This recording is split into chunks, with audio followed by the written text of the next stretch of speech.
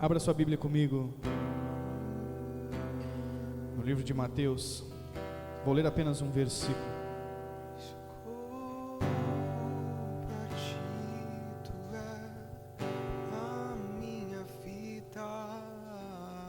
Mateus capítulo 12. Minha vida está em ti, por isso corro pra ti,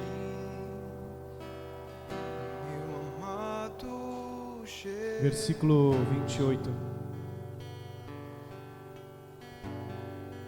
Mateus 12, 28. Está escrito assim: mas se eu expulso os demônios pelo Espírito de Deus, é chegado a vós o reino de Deus. Mateus 12, versículo 28. Se porém eu expulso demônios pelo Espírito de Deus, certamente é chegado o reino de Deus sobre vós, em outra tradução. Se porém eu expulso os demônios pelo Espírito de Deus, certamente é chegado o reino de Deus sobre vós. Jesus está fazendo uma afirmação a respeito de uma nova dimensão estabelecida por meio da sua presença. Não é a quarta. Jesus está dizendo: é chegado o meu reino. E de fato ele se faz presente nesse lugar, e a prova disso é que existe um domínio irrevogável sendo estabelecido nesses dias. Eu expulso os demônios. Todos nós já ouvimos falar a respeito de reino de Deus, e a palavra reino, a frase reino de Deus, a menção, porque nós vivemos o reino de Deus, o reino de Deus e o reino de Deus. A ideia de reino de Deus, ela já é difundida em nosso meio. Mas o que pouco entendemos é que há necessidade de nós sermos implantadores do seu reino. Nós precisamos sermos implantadores do reino de Deus. O reino de Deus, ele só é estabelecido com filhos. O reino de Deus não se manifesta por meio da disponibilidade das pessoas. O reino de Deus se manifesta por meio do compromisso delas. Não tem a ver mais com a nossa disponibilidade, tem a ver com o nosso comprometimento em favor daquilo que Deus está estabelecendo. O que nós não entendemos é que a menção de reino de Deus, Paulo usa a sua função como embaixador. E o embaixador é alguém que está a serviço de alguém que lhe enviou. Ele está trabalhando em favor de um reino cujo qual ele foi enviado para estabelecer as suas leis e as suas culturas numa outra terra, numa outra região. E não tem como eu fazer isso de forma a usar somente a minha disponibilidade. É isso que nós não entendemos, que nós queremos servir a Jesus com as nossas disponibilidades, e não dá para servir a um Deus que tem tudo com o que nos sobra. É impossível servir um Deus que tem tudo simplesmente com aquilo que me sobra. E nós ficamos lutando contra isso.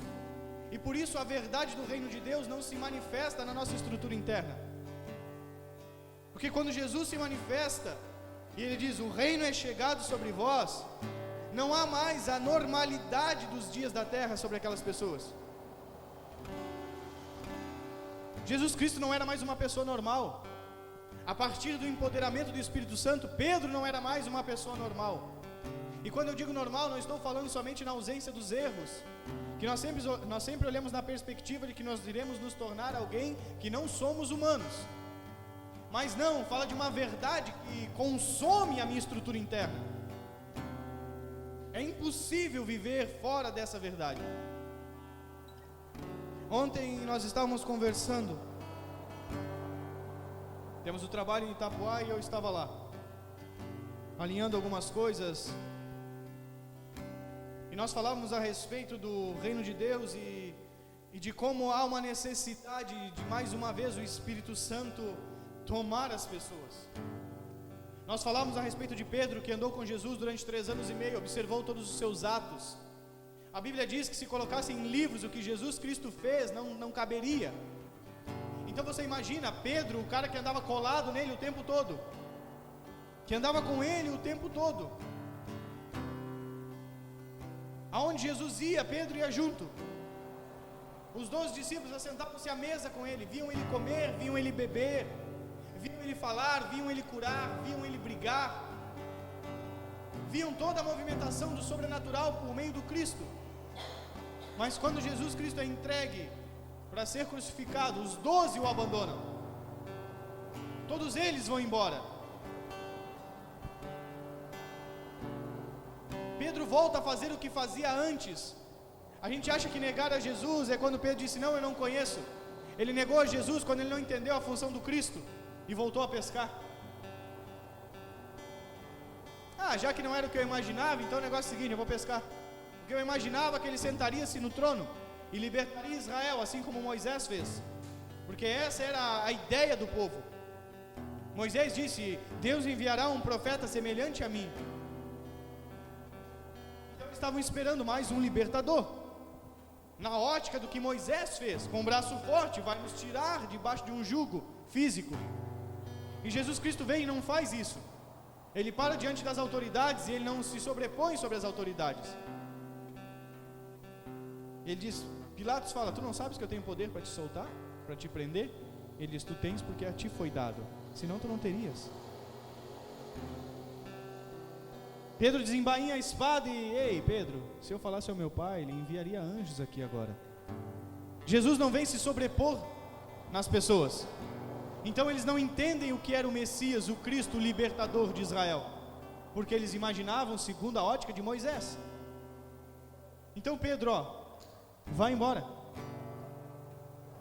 Mas aí Pedro escuta algo que Jesus diz após ressuscitar. Ele diz: fiquem em Jerusalém, vocês serão revestidos de poder. Eu fico imaginando eles pensando: o que será isso? Mas vamos obedecer. Nas festas de Pentecoste, nos últimos 10 dias, então eles estavam reunidos, orando. E a gente sabe que durante os 10 dias de oração, no último dia, algo aconteceu. E a Bíblia diz que foi de repente o Espírito foi derramado sobre eles. E o homem que voltou a pescar nunca mais abandonou o Senhor. O homem que tinha voltado a pescar, que tinha rejeitado Jesus, que tinha dito que não o conhecia, que nunca tinha andado com ele para as autoridades, esse homem então apanha, é preso, e as autoridades dizem para ele: ei, tu tomaste um pau ontem, te deixamos preso, hoje nós vamos te libertar, mas não fale mais em nome desse Jesus. Ele olha para essas pessoas e então diz: importa agradar a Deus e não aos homens. O homem que tinha negado Jesus porque tinha medo de ser preso, então no final da sua vida, como Jesus disse para ele: vão prender-te as mãos e vão te levar, e você não vai se governar, mas é por minha causa, Pedro, já estou te avisando o que vai acontecer. Esse homem então é crucificado como seu mestre, mas não se sente digno, então crucificado de cabeça para baixo. Olha a ousadia, a intrepidez e a coragem de um homem que foi tomado pelo Espírito. Reino de Deus não se faz com disponibilidade de pessoas, mas com compromisso delas. Por isso que nós falamos: Deus, eu oro e a minha vida não muda, e eu jejuo, e eu leio a Bíblia, eu faço isso, eu faço aquilo, mas eu não me comprometi com o Espírito. Eu não deixei o Espírito me governar. Então é sempre na minha disponibilidade e na minha necessidade. E é isso que nós não entendemos, e é isso que não percebemos de por que a igreja é fraca. Não a igreja de Jesus, mas isso que se chama igreja. Por que o evangelho no Brasil é tão fraco?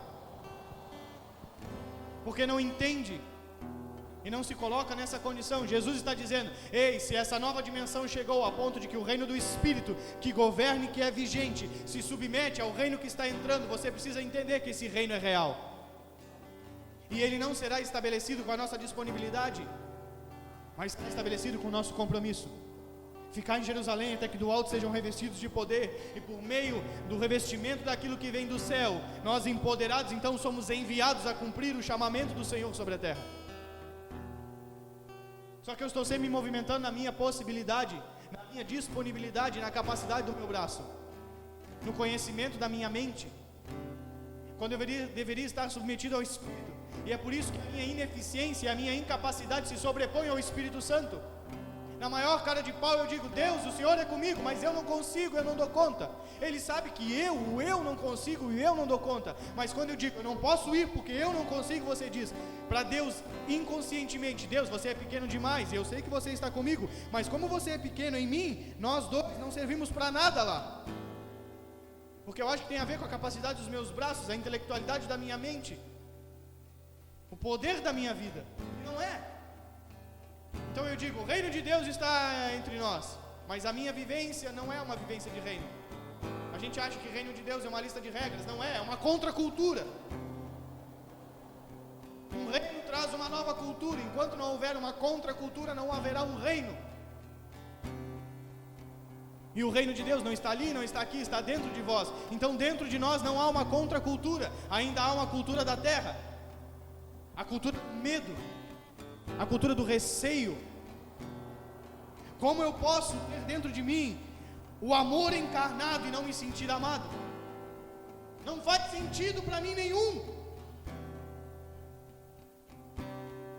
Já ouviu aquele ditado? Lá no Rio Grande do Sul a gente fala bastante. Palavra, vai lá. Comeu até sair pelas orelhas. Então tu te encheu tanto daquilo que chegou a transbordar. Como eu posso estar com aquilo dentro de mim e não transbordar? A quem eu estou enganando?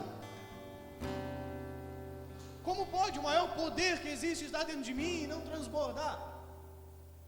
Como pode um reino que tem uma cultura totalmente distinta da terra estar no meu interior e não transbordar?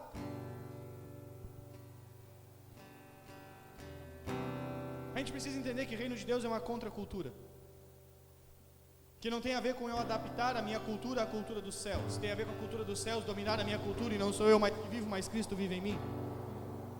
E eu não estou falando que vai anular a nossa humanidade, porque se Deus quisesse que nós não fôssemos humanos, quando nós recebêssemos o Espírito, nós automaticamente ficaríamos com o corpo glorificado. E não é isso que Ele quer.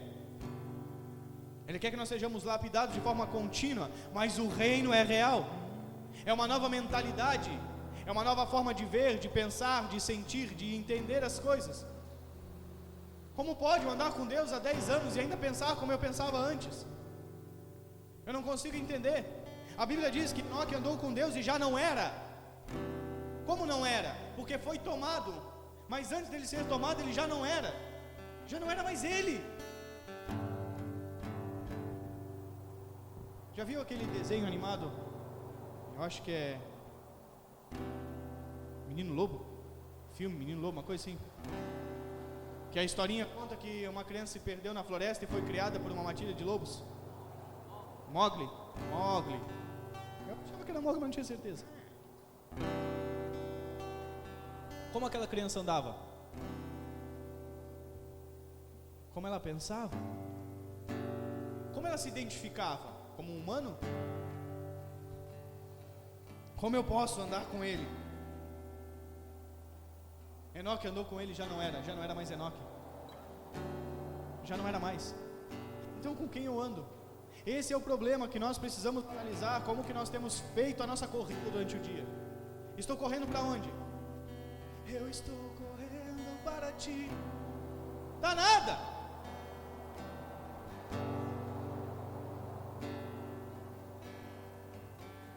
Todos os dias nos é proposta uma carreira, assim como foi proposta para Paulo. Mas nós não paramos para analisar que carreira que nos é proposta. O reino de Deus é uma contracultura. Toda vez que você estudar história, você vai analisar quando uma nação tomava outra. Com exceção dos romanos, todas as nações que faziam isso, e isso é muito interessante. Aí você vai entender porque está debaixo do espírito católico, apostólico, romano. Toda vez que uma nação vinha e tomava uma outra nação, eles aniquilavam a cultura deles e implantavam a cultura que eles viviam. Sempre era assim. Até que chegou um dia que Roma começou a governar. E Roma não fazia assim. Roma chegava num lugar e dizia: não, vocês podem viver do jeito que vocês querem, mas agora quem manda é nós aqui. Nós viemos com o nosso poder bélico e nós vamos governar sobre vocês. Ah, mas nós adoramos um monte de Deus. Não tem problema, pode continuar adorando. Ah, mas aqui nós falamos grego. Não tem problema, nós também vamos falar grego. E eles iam acrescentando as culturas. E quando Roma perde o seu poder bélico, posteriormente a Jesus, para não perder o seu domínio sobre as nações, ela não tem mais armas, mas agora desenvolve uma religião. Uma religião chamada Igreja Católica Apostólica Romana, que é um mix, um ajuntamento de culturas. E aí eu não entendo que, não, mas eu não sou católico, não, mas eu não sou evangélico, mas a minha vida é um mix de culturas, debaixo do Espírito que governa. O Espírito católico, apostólico, romano. Ele vai aceitando. Mas você vai fazer o quê? Não, eu jejuo. Então jejue. E você? Eu leio a Bíblia. Então possa ler. E você? Não, eu sirvo ao dinheiro. Tudo bem, vamos andando juntos. Você é um bom cristão. Mentira.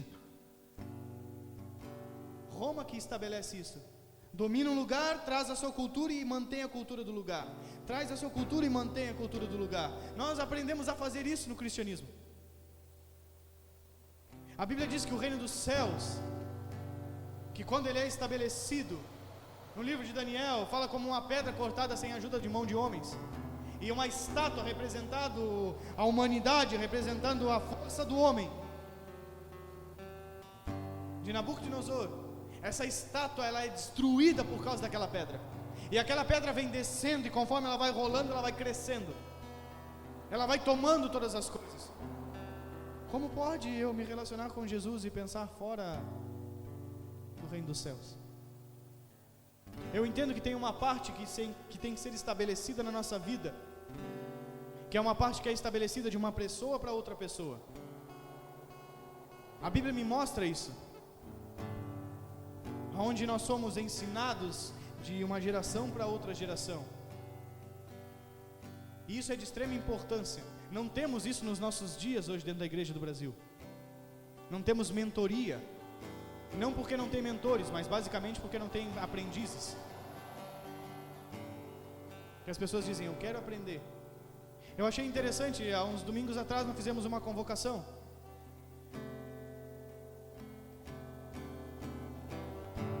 O Júnior pegou o carro, veio lá de Itapoá para estar aqui conosco. Às vezes a gente fica em casa, porque está muito cansado, dando uma resposta àquilo que acredita. Jesus nunca disse, a partir de hoje você vai andar comigo. Ele dizia, segue-me. Então receber a cultura do reino dos céus não tem a ver com algo que me é colocado sobre, é algo com que eu abro para receber. É por isso que tem tantas pessoas, eu conheço inúmeras pessoas que estão caminhando há muito mais tempo do que nós no Evangelho, e elas não conseguem discernir na mão esquerda e na mão direita. Às vezes eu sento para conversar com algumas pessoas e pergunto, pastor, faz quanto tempo que tu está aprendendo essas coisas aí? Faz pouco, é pouco tempo. Não, mas é que, cara, abra-se para ele, deixa ele ministrar, deixa ele falar, ouça o que ele está falando. Nunca há silêncio.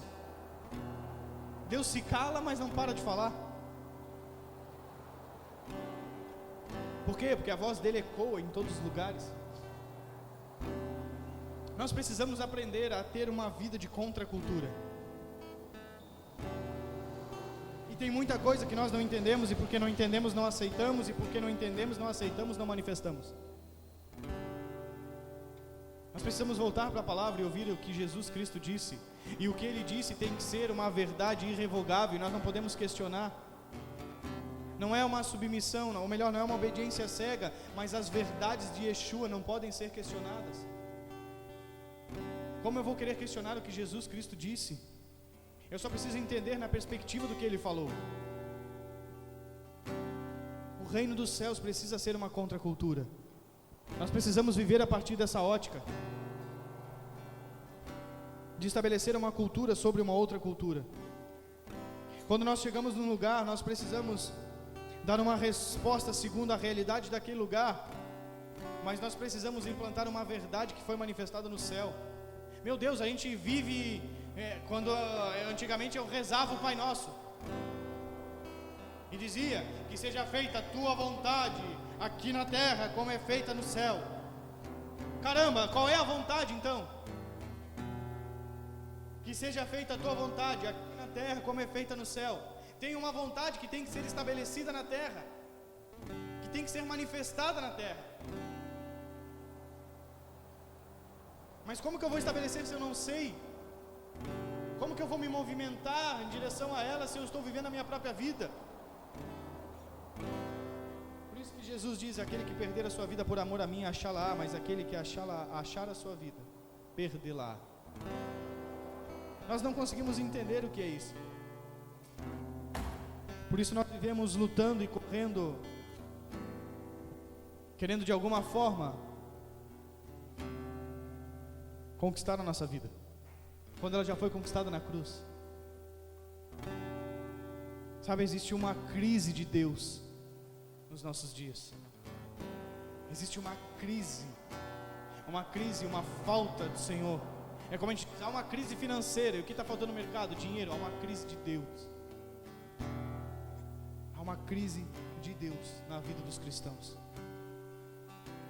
Eles não conhecem o Deus que serve, e por isso não servem Deus nenhum.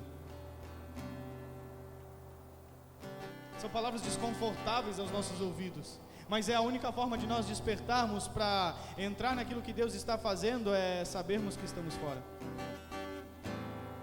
É a única forma de nós conseguirmos entrar. Se nós não entendermos a respeito do reino de Deus, nós não vamos conseguir ser inseridos nisso. Nós precisamos nos abrir para isso. Às vezes achamos que entendemos, mas não entendemos a complexidade do reino. A complexidade do reino está na simplicidade de Jesus. A complexidade do reino de Deus está na simplicidade de Jesus Cristo. Nós achamos que é algo complexo, e não é. O reino de Deus é justiça, paz e alegria no Espírito. Não é comida e não é bebida. Tudo aquilo que me tendenciona para uma necessidade humana me afasta do reino dos céus. Tudo aquilo que me empurra para uma necessidade natural me afasta do reino de Deus. O reino de Deus é justiça, é paz e alegria no Espírito. Por isso nós precisamos entender que é uma contracultura. Daqui a alguns dias nós vamos pisar na Índia. Vamos chegar lá, tem uma cultura implantada e muito bem implantada naquele lugar. Há milhares de anos as pessoas pensam da mesma forma. Nós não podemos chegar lá e querermos adaptar a cultura deles, ou o evangelho à cultura deles.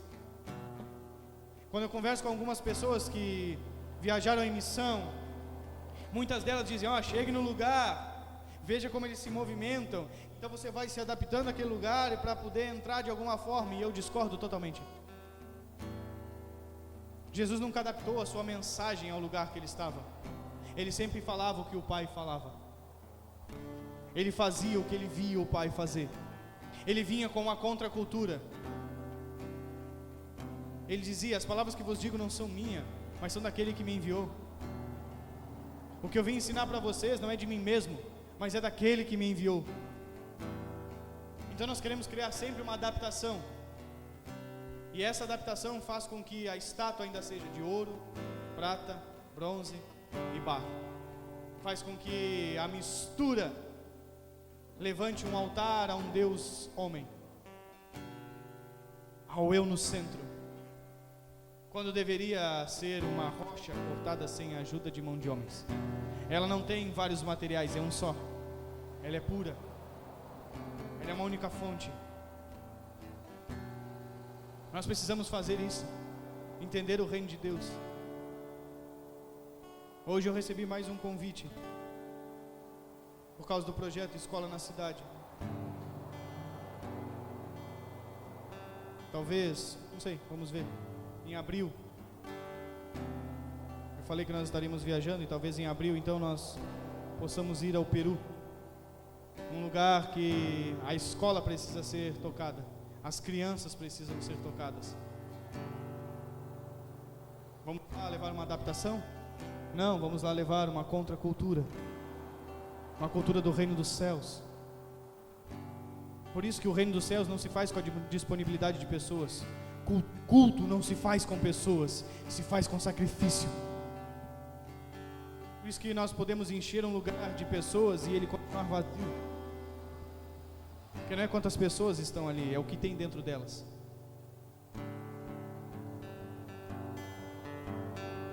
Jesus diz que 2 ou 3 reunidos em meu nome. Não é reunidos por causa do meu nome, é em meu nome. Muitas pessoas se reúnem por causa do nome, mas não em nome. Eu vim aqui em nome do fulano de tal. Quando você vem em nome de alguém, você é a representação daquela pessoa, amém? Você foi empoderado legitimamente, documentalmente, para representar aquela pessoa. Por isso que 2 ou 3 reunidos em meu nome, quando eles vêm sendo eu naquele lugar, ali eu estou. Por que ele está? Porque ele está naquele que chegou naquele lugar. Mas quando existem milhares de pessoas reunidas por causa do meu nome, então vem que Deus vai te abençoar, vem que Deus vai mudar a tua história, vem que Deus vai arrumar o teu casamento, vem que Deus vai te prosperar, vem que Deus... Todo mundo vai por causa do nome, ele não está. Você encontra qualquer Deus, menos ele. Mas quando 2 ou 3 estão reunidos em meu nome,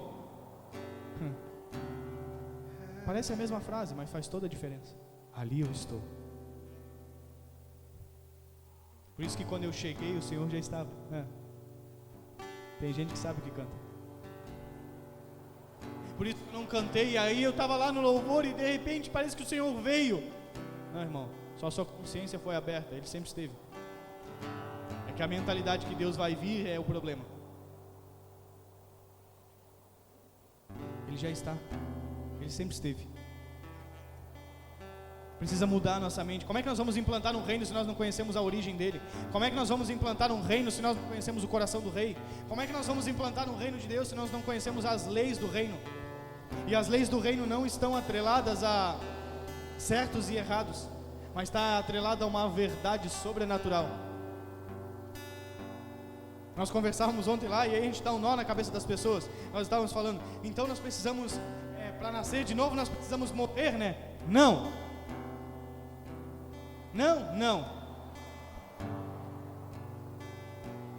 Algo bem fácil de entender. Todos nós nascemos uma vez, amém? Nós precisamos morrer para nascer? Não, Deus fez vir à existência. Então nascer de novo é quando Deus me reposiciona na existência. Ali eu nasço de novo, eu não preciso morrer para nascer de novo. Por isso que Nicodemos não entendia. Jesus diz, é necessário nascer de novo. Ele diz, como que eu vou voltar para o ventre da minha mãe? Ele disse, não tem a ver com isso. Tem a ver com a essência de Deus ser reorganizada em você. Então você nasce de novo. E aí você é uma nova criatura. Só que Deus não me fez para ser uma nova criatura. Ele me chamou de filho e disse que eu estou assentado nas regiões celestiais com Cristo Jesus. Agora Jesus se assentou nas regiões celestiais antes de cumprir a sua obra ou depois que cumpriu? Pai, devolve a glória que eu tinha antes contigo, antes da fundação do mundo. Então Jesus é reposicionado no lugar celestial depois de cumprir a sua obra. Amém? Então para mim chegar naquele lugar eu tenho que ser nova criatura ou ter um corpo glorificado? Eu tenho que ter um corpo glorificado. Que se eu não estiver na condição que Jesus Cristo está, eu não posso me assentar onde Ele está assentado. Mas a Bíblia garante que eu estou assentado. Então eu não vou morrer, eu já morri. E se morri com Ele, não vou ressuscitar, eu já ressuscitei. O tempo atemporal, o ambiente do reino dos céus que eu vou alcançar já é real na minha vida hoje. Só que isso é um estado de consciência, porque o meu corpo natural ainda não vive de forma glorificada. Mas fora do espaço-tempo, no lugar chamado eternidade, eu já estou. Aí que entra o paradoxo que a minha mente não consegue compreender, porque ela quer pegar coisas naturais e olhar para as espirituais e tentar alinhar elas. Já viu o 2 imãs quando você tenta botar um em cima do outro, que eles, você não consegue juntar aquele negócio? É mais ou menos isso. A Bíblia não diz que eu serei abençoado. A Bíblia diz que eu já sou abençoado. Quem que já é abençoado? Quem já é abençoado é quem já ressuscitou com Cristo Jesus. Quem já está sentado nas regiões celestiais. Por isso que quem vive na terra procura a bênção. Deus me abençoa. Por que Deus precisa me abençoar? Porque eu não sou abençoado, mas a Bíblia diz que eu sou. Eu sou ou não sou? Eu olho para a minha realidade e não sou.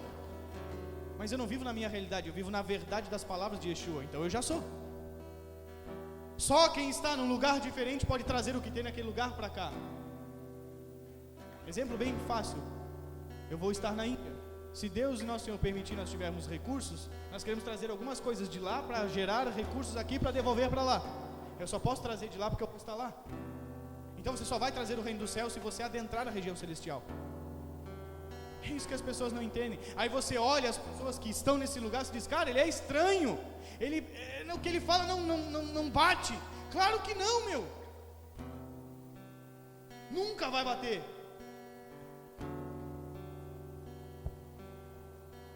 A Sabrina disse que foi fazer missão no Marrocos. Ficou 30 dias no Marrocos. Era normal lá? Foi no meio do Ramadã. Pensa. A língua é diferente, a movimentação é diferente. Você olha assim, cara, eles são tudo estranho aqui. Meu Deus, que coisa diferente. Mas como é que você... Por que vocês fazem? É diferente. Todo mundo que adentra esse lugar do reino dos céus, ela é estranha, porque ela não faz parte do meu cotidiano. Eu não vivo inserido naquele reino. Eu vivo inserido no reino natural, no reino terreno. Então eu não consigo entender o que as pessoas veem. Isso que a gente fala coisas, as pessoas quando se lê, não, mas não é isso. Ah, filho, você que acha que não é? Não é a partir da tua ótica. Entra num outro lugar que tu vai ver como é. Nós precisamos adentrar esse novo lugar, porque o reino dos céus é chegado. As pessoas têm medo, gente. O domínio do medo é assustador. Toda e qualquer pessoa que viver pelo medo, ela está na síndrome de Adão. E Adão é morte. Adão é morte. Não adianta dizer: Deus, eu tenho fé em Ti, que o Senhor vai me ressuscitar no último dia, que eu vou viver contigo pela eternidade. Mas aí eu tenho medo. Cara, se você tem medo das coisas naturais, como você acredita no sobrenatural? É impossível. Não posso viver pelo medo. O medo eu tenho que abrir mão dele. E o medo só se vence com enfrentamento. Por isso que o covarde não tem lugar no reino dos céus. Você tem medo de enfrentar quem? Eu não falei afrontar, eu falei enfrentar. Aí nós conseguimos entender porque Jesus diz: eu vim colocar pai contra filho, nora contra sogra, irmão contra irmão. Pô, Jesus, tu veio causar discórdia? Não, filho. Eu vim te tirar do lugar de passividade. E quando você se posicionar como a verdade dentro de você, nem pai, nem filho, nem nora, nem sogra, nem os irmãos, vai haver um enfrentamento. Se nós não entendermos o que ele está falando, nós vamos achar que Jesus era um arruaceiro, e não era. Ou você vive pela verdade, ou você se molda a pessoa que está ao seu redor. Por isso que a informação, ela só te informa. A religião, ela é só informação. Então ela vem e te informa, e toda vez ela vai te informando. Você fica cheio de informação e todo informadinho. Nós não somos informados. É isso que nós não entendemos. Mas como a Bíblia diz, honra pai e mãe, se vai haver um enfrentamento. É porque eu não entendo o que é honra, por isso não vou entender nunca o que é enfrentar alguém.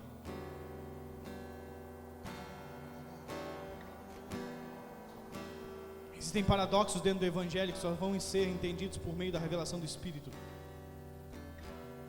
E nós precisamos entender isso de forma urgente, porque tem muita coisa sendo disseminada que está atrapalhando as nossas vidas. Por isso Deus está reposicionando a sua igreja na terra. Eu tenho achado isso fantástico.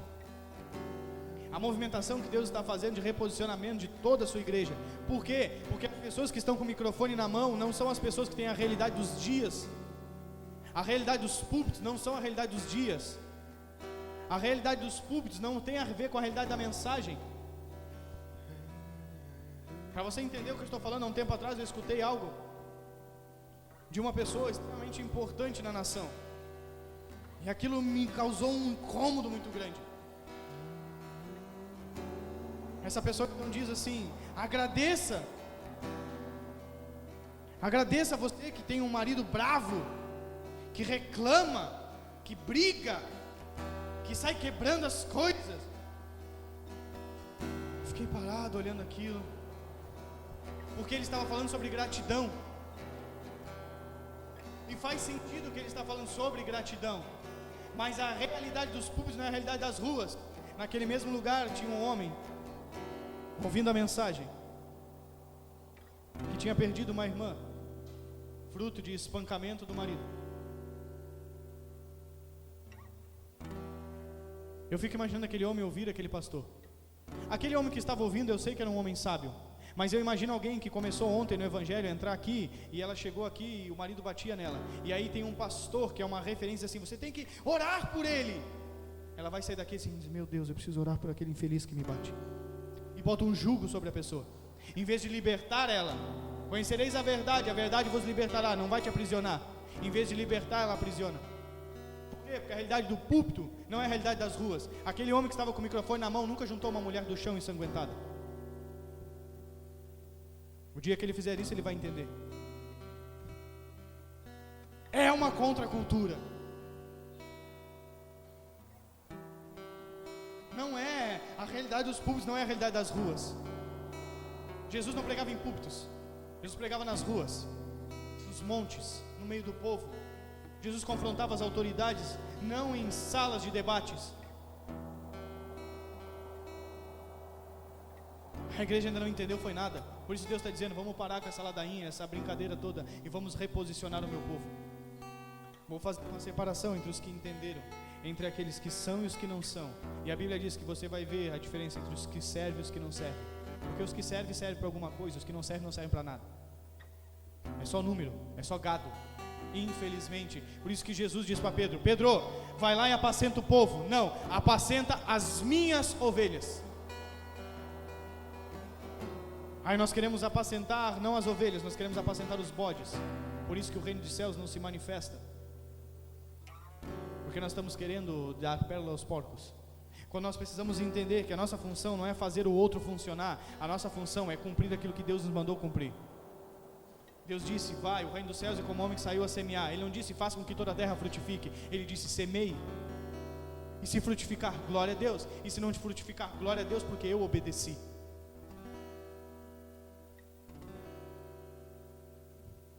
Nós precisamos viver a partir do reino dos céus. Chega dessa mensagem meleca. As pessoas em crise, chega de crise. Que crise, meu. Se a Ana, nós temos a Ana, uma menina especial, chegasse para mim e falasse, pastor, eu estou com uma dificuldade, eu ia parar para ouvi-la. Agora nós,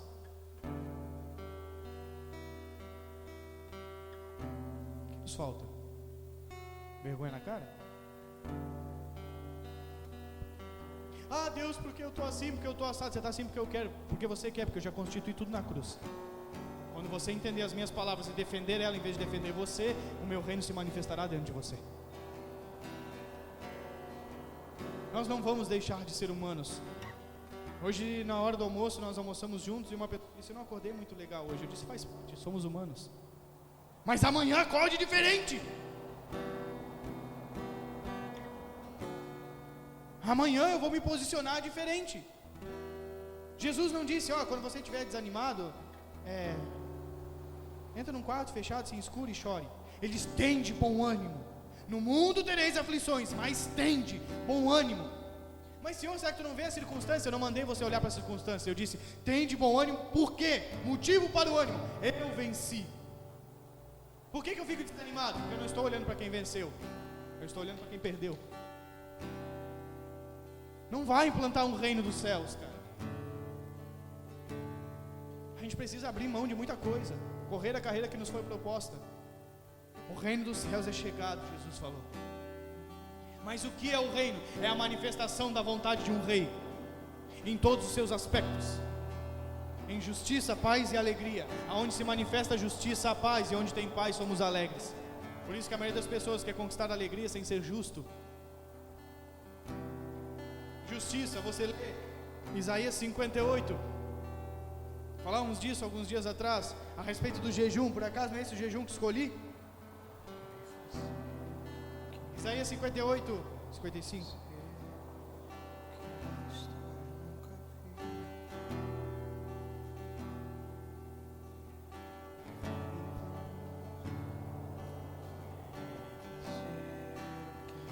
Clama em alta voz, não te detenhas, levanta a voz como trombeta e anuncia ao meu povo a sua transgressão e à casa de Jacó os seus pecados.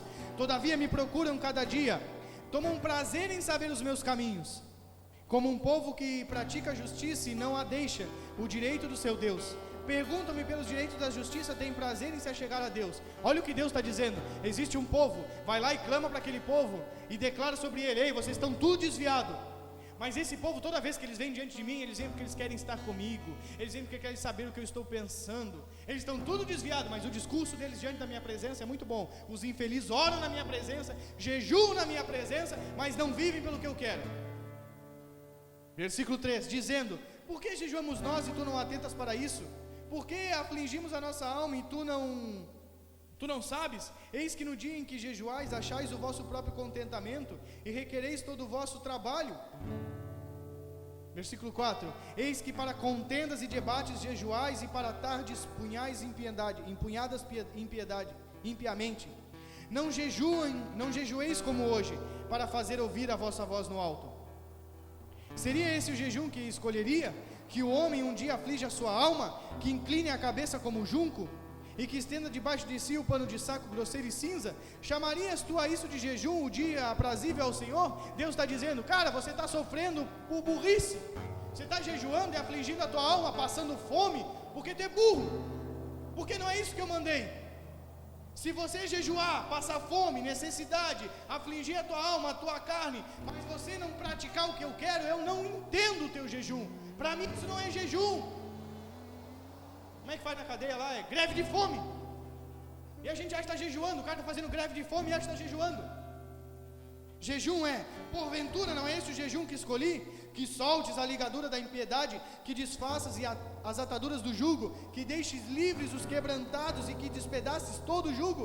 Porventura não é também que repartas o teu pão com famintos e recolhe em casa os pobres e desterrados, e vendo nu o cubras e não escondas daquele que é da tua carne? Então romperá a tua luz como a alva, e a tua cura apressadamente brotará, e a tua justiça irá diante da tua face, e a glória do Senhor será a tua retaguarda. Como manifestar a justiça? Praticando o jejum que Deus quer que nós pratiquemos. E a gente ainda não entendeu, acha que tem que cobrir o nu, alimentar dar comida para quem tem fome. E não é isso que Deus disse. Deus disse: alimente o faminto. Ele não disse: dê comida para quem tem fome. Não é que nós não vamos dar comida para quem tem fome, é que eu posso dar comida para quem tem fome e não alimentar o faminto. Alguém falou isso hoje aqui? Eu ouvi. É legal você ouvir as coisas que as pessoas repetem nessa palavra.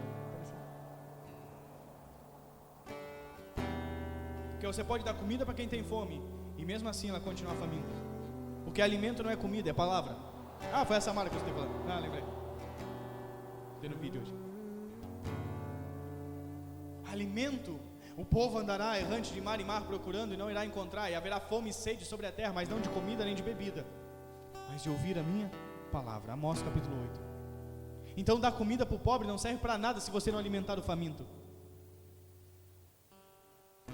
Botar um casaco em quem está com frio não serve para nada se você não conseguir cobrir a nudez de alguém. Nós não entendemos o reino. A igreja não entendeu. Ela não entendeu onde ela está posicionada. Por isso que ela sempre se move a partir da realidade que ela está, quando ela deveria se mover a partir da realidade de quem o Cristo é. A igreja é o corpo de quem? Tem certeza? Se a igreja é o corpo de Cristo, por que eu olho para o meu corpo para movimentar o corpo dele? O corpo de Cristo está num caixão? Está morto? Sim ou não? Não. Como que é o corpo de Cristo, a Bíblia diz? A gente não para pensar nessas coisas, né? Mas tudo bem. É glorificado. Certo ou não? Então tem a ver com as minhas possibilidades ou tem a ver com quem o corpo dele é? Por que eu não sou o corpo de Cristo então? Por que a igreja de Cristo é sem mancha, sem mácula e sem ruga? E a gente olha para essa igreja dos nossos dias, é qualquer coisa menos isso. Porque a gente não olha para o corpo de Cristo, porque o corpo de Cristo é sem mancha, sem mácula e sem ruga. Se eu sou o corpo de Cristo, não há imperfeições. A Jaque é arquiteta. Já quando tem uma parede rachada, o que a gente faz? Quebra. Massa. Se não ofendeu a estrutura, né, Jaque? Quebra, emassa, pinta. A perfeição do Cristo cobre todas as nossas imperfeições. O perdão dele cobre uma multidão de pecados. O amor do Senhor não tem a ver comigo, tem a ver com ele. Só que por que eu não avanço? Porque eu fico alimentando a minha vidinha. A gente não entendeu isso. Se eu sou o corpo de Cristo, cara, e o corpo de Cristo ressuscitou e está glorificado, eu sou. Isso é o que Paulo entendia, cara. Nós estamos assentados nas regiões celestiais com Cristo Jesus, porque nós morremos com Ele. Se morremos, glorificamos, ressuscitamos. E quando Jesus ressuscitou, o corpo dele é glorificado, e eu ressuscitei com Ele, e o meu corpo é glorificado no Espírito, não na natureza normal. Então, Paulo, para onde é que você vai? Eu vou fazer a vontade dele porque ele é comigo. A igreja de hoje não entendeu nada. Deus me abençoa, Deus tu não vê não sei o quê. Oh Deus, o fulano me ama, oh Deus me ama.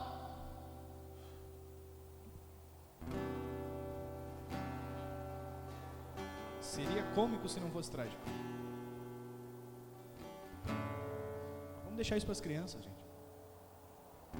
A minha filha estava reclamando agora quando chegou aqui. Não vai ter criança para nós brincar. Eu disse, você não veio para brincar, isso aqui não é parque, isso aqui é culto. Mas eu gosto de brincar, pai. Eu sei que você gosta de brincar, e Deus é bom que deixa você brincar durante o culto dele. Mas isso aqui é culto. Tá bom. E senão ela vai estar com 20 anos. Porque eu vou na igreja, não tem ninguém para mim brincar.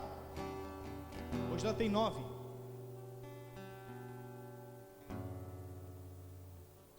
Uma geração fraca. Tem uma frase que eu gostei bastante de ouvir. Vocês já devem ter ouvido. Eu lembrei do Everton. Será que temos ouvido? Você já deve ter ouvido. Ouvido é ouvir com ver. É porque a frase estava na internet. Então é ouvido. Você ouviu e viu. Aleluia, glória a Deus. Nós estamos aprendendo inglês porque português nós já soubemos. Relaxa. Dias difíceis fazem homens fortes ou pessoas fortes. Pessoas fortes fazem dias fáceis. Dias fáceis fazem pessoas difíceis.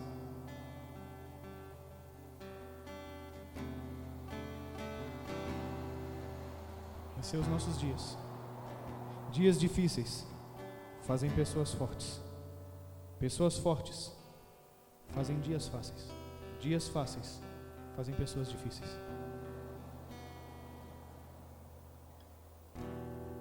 Hoje são dias de pessoas fracas.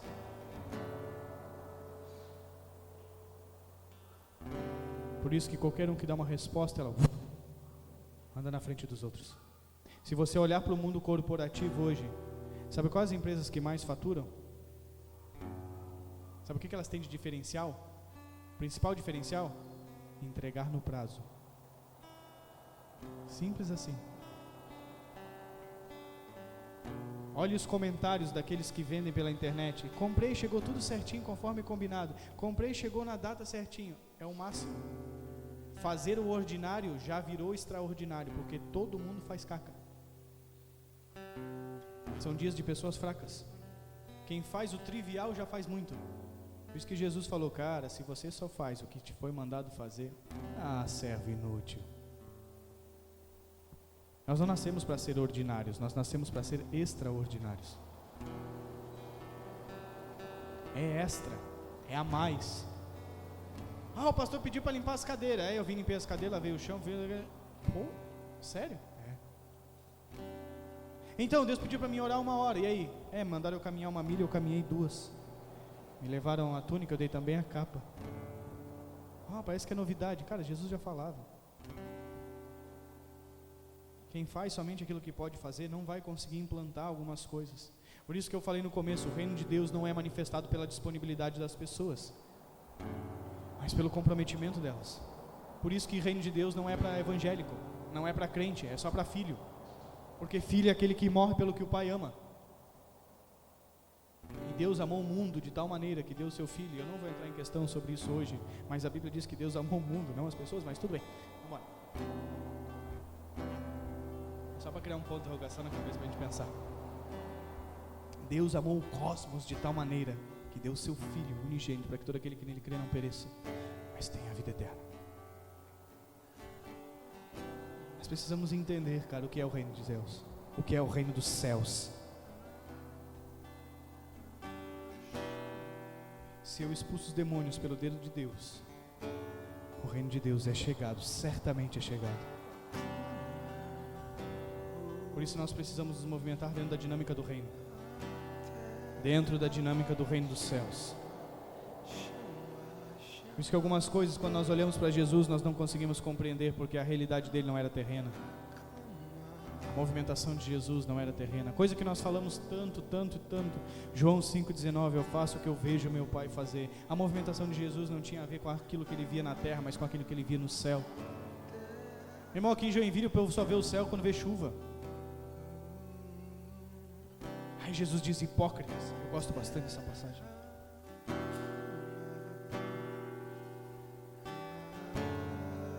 Mateus capítulo 15.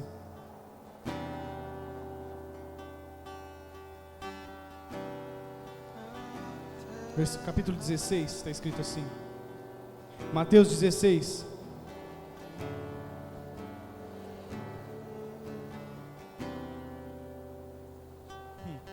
E chegando-se os fariseus e os saduceus para o tentarem, pediram-lhe que lhe mostrasse algum sinal no céu. Mas ele respondendo disse-lhe: quando é chegada a tarde dizeis, haverá bom tempo, porque o céu está rubro. E pela manhã, hoje haverá tempestade, porque o céu está vermelho sombrio. O doce e amado Mestre Jesus. Hipócritas, sabeis diferenciais a face do céu e não conheceis os sinais dos tempos? Uma geração má e adúltera pede um sinal, e nenhum sinal lhe será dado, senão o sinal do profeta Jonas. E deixando-os, se retirou. Deus está dizendo: você só sabe discernir quando vai chover e quando o céu vai ficar bom, né? Os sinais vocês não sabem. Hipócritas. Como nós lemos hoje a respeito das bodas, o reino dos céus é como um pai que foi celebrar as bodas do seu filho. Então ele chamou e disse: venham para celebrar. Mas aí um disse: eu não posso, estou envolvido com as minhas coisas. Então ele disse: saia pelas ruas e traga todos que você encontrar, porque os filhos da casa são indignos. A festa estava pronta, mas os convidados são indignos. O que tornou aquelas pessoas indignas? Estarem preocupados com as suas próprias coisas. A gente acha: eu sou indigno porque eu pequei, Senhor. Deus, porque eu tenho tanta falha, Deus, eu tenho tanto problema. Ele diz: tu acha que eu não sei, cabeção? Não fui você que me escolheu, fui eu que te escolhi. Conheço você por dentro e por fora. Antes que você pense, eu já sei o que você vai pensar. Antes que a palavra chegue à boca, eu já sei o que você vai falar. Eu te conheço. Mas o que me torna indigno de participar do reino dos céus é a preocupação com a minha própria vida. Por isso que o reino dos céus não é estabelecido por a disponibilidade das pessoas. Não é pela disponibilidade de tempo, não é pela sua disponibilidade de recursos, não é por aquilo que eu posso fazer. É pelo meu comprometimento com Ele. É por aquilo que eu tenho que fazer. E esse inferno dessa religião evangélica faz com que a gente mas que a gente acha que todo mundo está participando daquilo que Deus está fazendo. Então a gente vai engodando as pessoas. O espírito da prostituição, ela diz que tem uma taça nas mãos e ela embriagou as nações, faz com que as pessoas fiquem sem percepção dos seus sentidos. Então elas estão na igreja entorpecidas, achando que estão participando daquilo que Deus está fazendo quando não estão. Esse para mim é o meu maior medo. Eu sempre falo para Deus: Deus, eu não quero que o Senhor movimente alguma coisa e eu perca isso porque estou entorpecido. Não me permite perder a movimentação. Eu não quero viver isso. Então as pessoas estão dentro do reino, ou melhor, estão dentro da igreja achando que estão vivendo o reino dos céus. Estão dentro da liturgia achando que estão vivendo o reino dos céus quando não estão vivendo. E a gente acha ou quer fazer com que todos participem disso de uma forma totalmente contrária a Jesus. A porta ainda é estreita, apertado é o caminho e poucos encontram. Meu irmão, só encontra quem procura. Se não está procurando, não vai encontrar. Você pode... Já aconteceu com você, às vezes, não sei, chegar para a pessoa e dizer, mas está aqui, ó, será que tu não vê? Mas eu estava procurando, não achei. Você não procurou direito. Só encontra quem procura. Não estava procurando. A porta é apertada, estreita é o caminho e poucos encontram. É só quem procura diligentemente. É como a parábola das dracmas perdidas na casa. Acendeu a luz, colocou tudo em ordem, varreu a casa para encontrar a dracma. É alguém diligentemente procurando. É alguém que quer encontrar. Por isso que no reino dos céus ninguém bota ninguém lá para dentro. É uma das maiores mentiras que a igreja evangélica ensinou para as pessoas.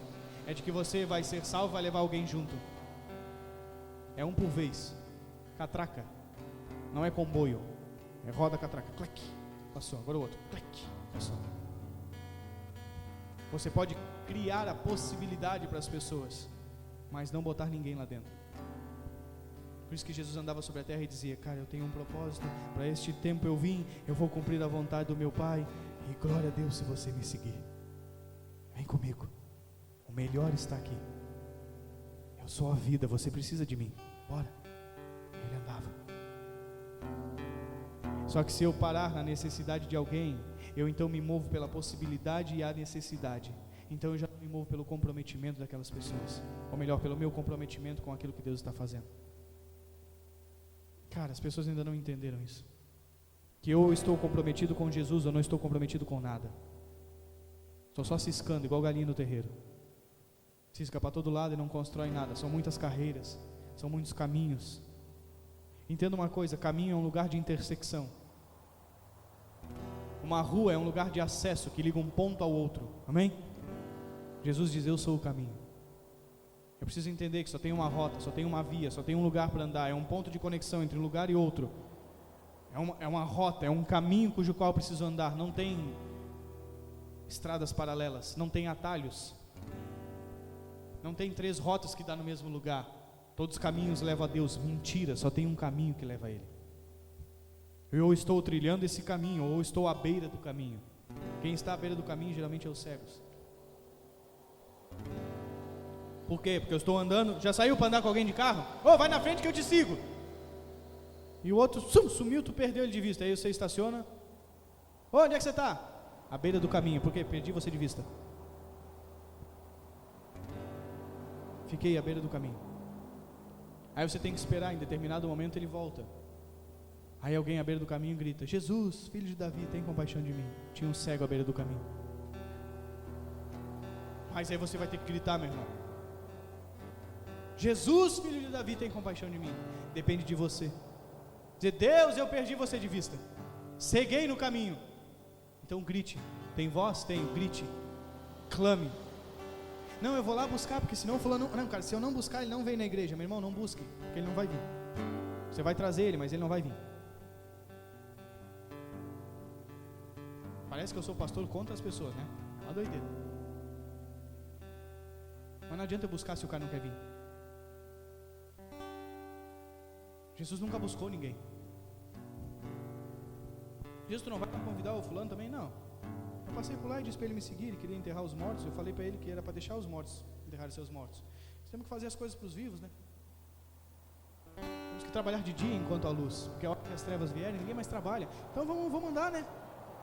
Ah, Senhor, mas pô, será que tu não entende? Jesus, ele está debilitado, era o pai dele. Eu entendo, eu também estou longe do meu. Cara, a gente não entendeu, foi nada. A radicalidade do evangelho as pessoas não conseguiram entender. E é isso que faz com que as pessoas se tornem temerosas, porque elas não têm fé em Deus. Então elas têm medo do que não conhecem. Então como que eu vou invadir esse lugar tão radical? Cara, tem uma pessoa que eu converso bastante, é um menino de Deus. Menino não, é mais velho do que eu. Mas ele fala coisas pra mim assim, que ele diz, cara, mas se eu for entrar mais fundo, às vezes eu vou orar mais fundo, cara, os meus filhos adoecem. Eu disse, é? E aí o que você faz? Eu paro de orar. Ah, tá. Tá bom? Não, porque aí eu começo a orar, cara, e as coisas começam a levantar e a empresa começa a diminuir o faturamento. Eu disse, e aí eu paro de orar. Aí então eu fico adorando aqui, eu adoro ao Senhor, eu digo que eu amo, mas aí tem coisas que eu não me envolvo. Eu disse, tá bom. Tá com medinho de perder, né? Aquele que não perder a sua vida por amor a mim. Mas, cara, não está escrito isso. Mas é difícil, porque aí, lá em casa o bagulho fica louco, a mulher surta. Eu disse, ela já é surtada, só você não sabe.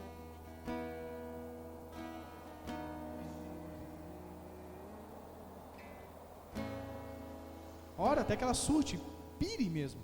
Deixa ela surtar, mano. Quando ela sair correndo pelada na rua, a gente interna.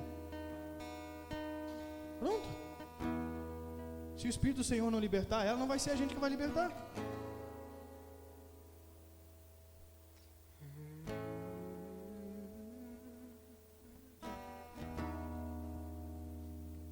Abre aspas. Eu entendo que nem todo mundo foi chamado para viver isso. Está disponível para todos, mas não é para todos. Tem pessoas que vão ficar num lugar mais neutro. Tem problema ali? Não. Você vai desfrutar de um lugar mais raso pela eternidade. Eu quero desfrutar de um lugar profundo pela eternidade. Por isso que a nossa função é pregar a palavra de Deus, o que está escrito na palavra de Deus, independente das pessoas que se gostem ou não gostem. Todas as pessoas que caminham conosco, eu acho que praticamente, desde que nós começamos a caminhar, das pessoas que entraram a fazer parte daquilo que nós estávamos fazendo, 3 ou 4 pessoas foram embora. A gente tem um relacionamento com elas há mais de anos. Praticamente todos no mínimo mais de um ano com todos, com exceção dos meninos que chegaram agora. Então você cria carinho pelas pessoas, você cria amor por elas. Você se importa com elas. Você pensa nelas o dia inteiro. É muito doido, parece que Deus troca assim, Ele bota uma pessoa e você fica pensando naquela pessoa, daqui a pouco Ele tira aquela e já bota outra e... Ai Deus, aí é o dia inteiro. Só que mesmo nos importando com as pessoas e amando elas, nós não podemos negociar o Evangelho. Cara, eu falo o que eu tenho que falar. Se você quiser ficar bravo e ir embora, o problema é seu, vá-se embora. Às vezes eu oro para Deus mandar todo mundo embora. Deus, todo mundo podia ficar bravo e ir embora, Deus. Seria bom.